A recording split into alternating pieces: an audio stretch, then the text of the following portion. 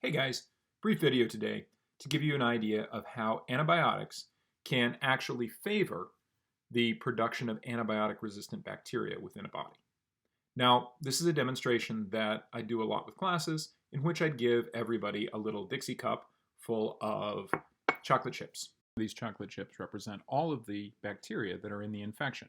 The brown chocolate chips represent bacteria that are susceptible to antibiotics, but there are going to be a couple of white chocolate chips that are mixed in. Those white chocolate chips, they represent bacteria that through random luck have some sort of genetic mutation or genetic element from the environment that gives them antibiotic resistance.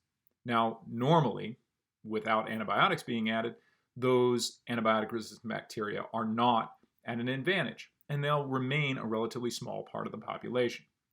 However, if you have an infection and you start taking antibiotics, well, what's going to happen?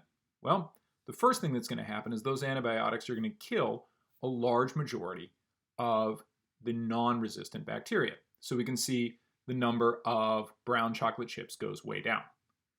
Now, the next thing that happens is your immune system is also acting.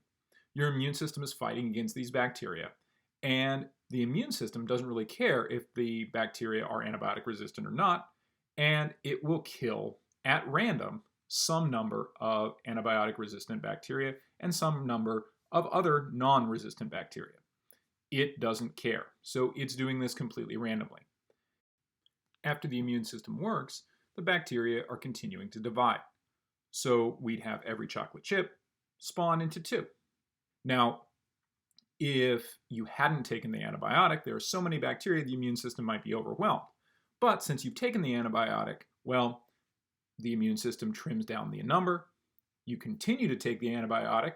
You once again eliminate the vast majority of the non-resistant bacteria that remain in the body, and then the immune system can do its job against the few remaining bacteria.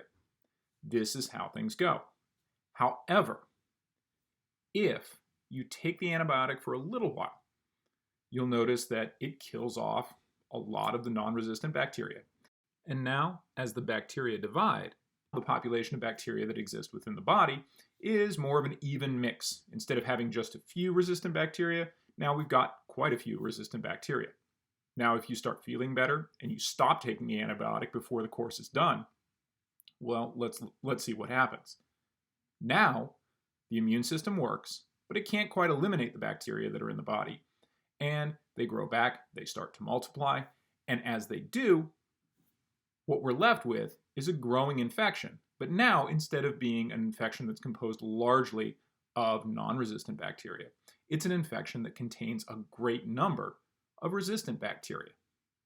So if you stop taking antibiotics before the course is up, even if you're feeling better, what you may do is have an infection that recurs, and this time that infection may not be able to be treated with antibiotics. This is one of the reasons that it's incredibly important to follow doctor's instructions when you're taking your antibiotics. Listen to your doctor. She knows what she's talking about, and it's probably best to stay with the antibiotics for the entire course of treatment.